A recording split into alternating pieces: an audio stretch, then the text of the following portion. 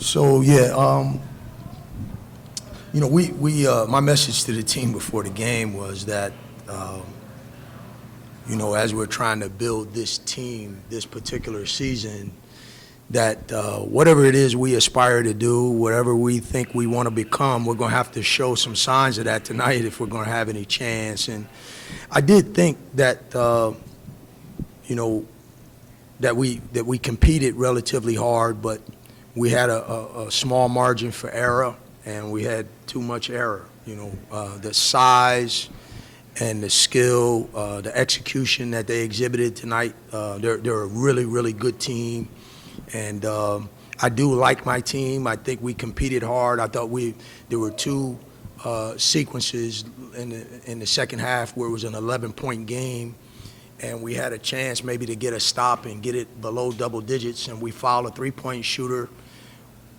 We make a three, and it's back at 11 again, and then we foul, and then they go to the free throw line, and they miss the free throw, and we give up an offensive rebound and an and-one, and we never could quite get it back to around 10 so we could get it. And what I was hoping that we could do was apply some game pressure to a team early in the season that maybe hasn't had experienced much of that, particularly against a smaller opponent, and we weren't able to get that done.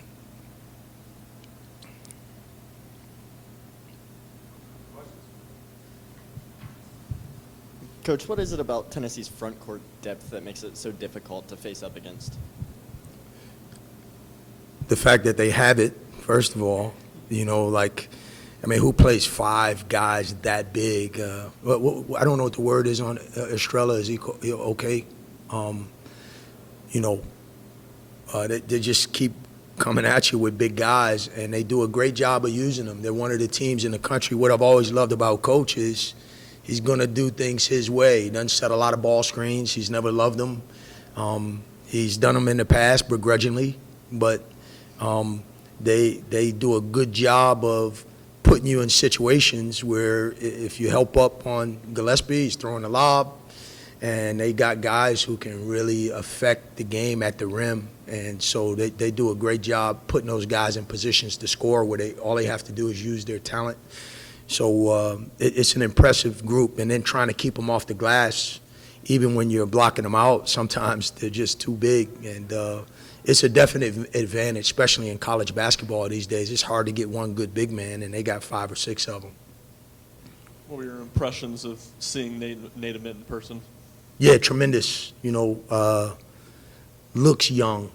Baby face is the first time I've been up close with him. And, I've heard Coach talk about him. Coach and I have had conversations about him, so I knew he was special just the way Coach lights up talking about him.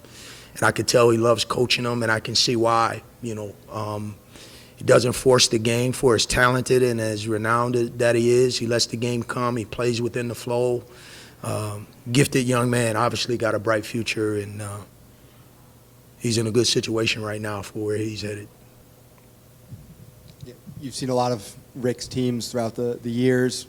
What about this one maybe is unique, or what are the traits that you've seen from this one on film that makes you think it could be a really good team for him? Well, it starts with the size, because most teams where you have a guy like Emmett, he's like a stretch 4, and instead he's legitimately playing one of the 3 perimeter positions, and then they're so deep along the front line. And the fact that their 4s and 5s don't necessarily stretch the floor, they compensate for that through concepts, so it doesn't really hurt them offensively. Everyone's caught up in being, stretching the floor and having bigs that shoot threes. And without that, he's making people pay at the rim. And then, Coach always uses the phrase, when the ball goes up on the glass, that's when the game starts. And I've repeated that to my team. And but it's one of those things that you really can't simulate in practice when they've got this much size. And I think Gillespie is a great, connector of what they're doing, because he's such a great threat.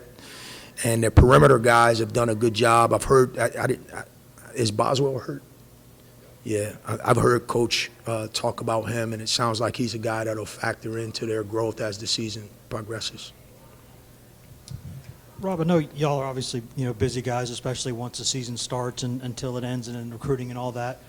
But since you've left here, how often are you and Rick able to kind of keep touch with each other and keep contact with each other? And with y'all going into a game facing each other, how difficult would it be for one of you to really surprise the other with something that you were throwing at each other? Well, we both got good staffs, so there wouldn't be any surprises. I think Coach, obviously Coach is one of the best to ever do this, and part of the reason is I think he always has surrounded himself with great coaches. He's got so many good coaches over there, so it's not about Coach and I knowing one another so well that we're not going to surprise. It's about the job that your staff does. I certainly understand Coach's makeup. And I admire him as much as you can admire another man. Like he's as good a man as I know in my life. So I'm not surprised by how good they are, how hard they play, how tough they are, how they rebound. All of those things are a byproduct of who he is. But in terms of what we do and what they do, we both are fortunate to have great staffs that do a good job. Rob, what was it like walking back in this building, and also how much pride do you take in what you helped build here, given what it was, what you guys inherited 11 years ago versus what it was when you left here, and how it's continued since then? I'm not on Twitter anymore, but I sent out like this Twitter. I tweeted something back in 2019 when I was leaving, something to the effect of, I don't know what the criteria is to be a VFL, but I'm hoping that me and my family qualify. I did it on purpose because I wanted people to say good shit so I could go back and read it. And so whenever I was in a bad mood, I would just go and read the comments and all the nice things people were saying. Listen, in 2018, we beat Georgia here to earn a share that night of the SEC title. And if you were here that night, for the next 45 minutes to an hour, no one left the building. Best experience that I've had in college basketball that night. Just being there and seeing the fans not even leave the arena. Just an incredible place. And my kids went to high school here, middle school. So, when we think of Knoxville, it's like a home to us. It was such a great experience for me. It was the best experience I've had in the profession. Is the 4 years I spent here, by far the best experience that I've had to this point. And I would say my kids, some of their most dearest friends and memories come from their time here. And Rick's got everything to do with that, And I'll just say this, even though you didn't ask. I've just never been around a person who gets so much satisfaction out of doing nice things for other people. That's who he is, and everybody that's been in his orbit has a story along those lines, and I'm just one of them, the many.